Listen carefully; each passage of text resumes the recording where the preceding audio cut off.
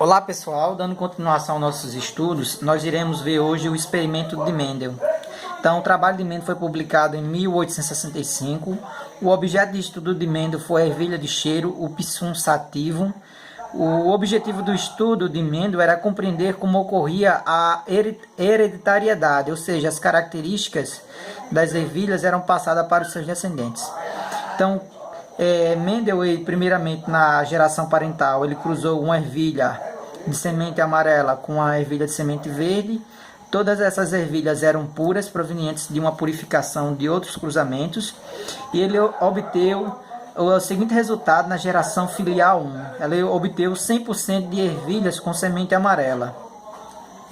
Numa segunda etapa do experimento, Mendel cruzou a geração filial 1, que só de ervilhas de semente amarela, uma com a outra, né? E o que ele obteve de resultado na geração filial 2 foi o seguinte: ele obteve 3 espécimes com ervilhas de semente amarela e um dos filhos, né, do cruzamento, ervilhas verde.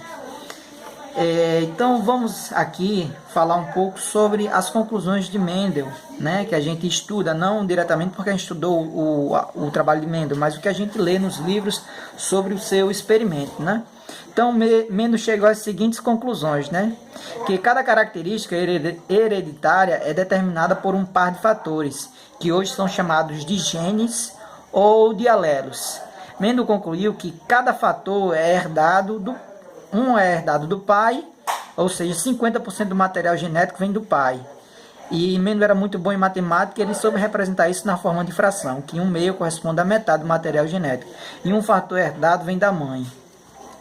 Os fatores são representados por letras, né? Letra maiúscula e minúscula. E assim Mendel os representou. Então o fator dominante, que era o mais forte, né?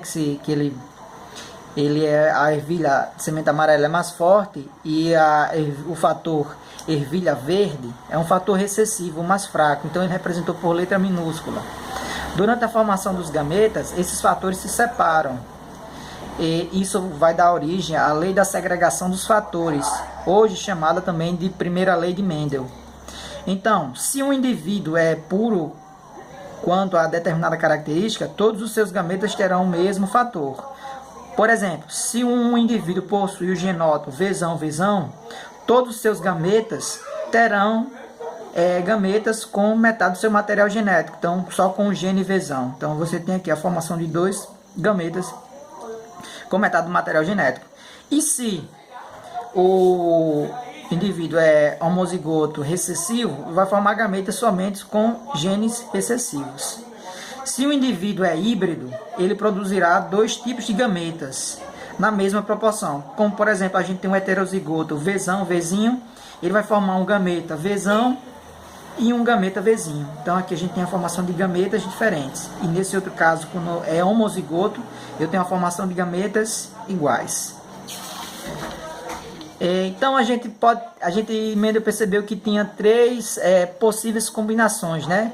Poderia ter o genótipo Vzão determinava a ervilha amarela, o genótipo Vzinho ervilha amarela também, por causa que o genótipo Vzão é dominante em relação ao Vzinho, por isso a característica ela se sobrepõe sobre o Vzinho. E quando eu tenho o genótipo Vzinho, eu vou ter a ervilha verde, porque o genótipo é todo recessivo. Então tem os genótipos e aqui os fenótipos. Mendel, né, ele percebeu que cada genitor ele contribui com 50% dos seus fatores, metade dos seus genes. Então ele representou isso de forma matemática.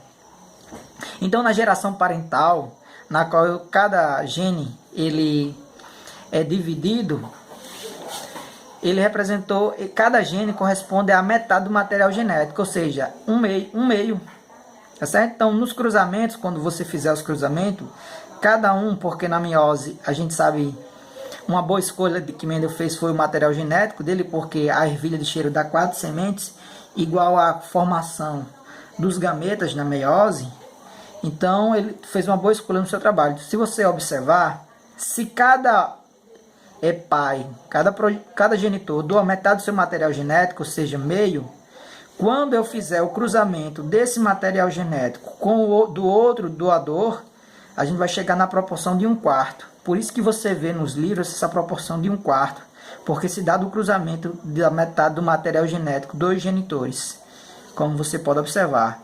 Então, após o cruzamento do genótipo Vzão, que determina a ervilha amarela, com o cruzamento do genótipo recessivo Vzinho, que determina a ervilha verde, como o genótipo Vzão, o Vzão, ele é dominante em relação ao Vzinho, a característica verde, ela vai ficar em recessão, ela não vai aparecer. Por isso que eu tenho aqui 4/4 de Vzinho, somente ervilhas com semente amarela. A gente pausa a aula aqui e na próxima aula a gente continua no experimento de Mendel.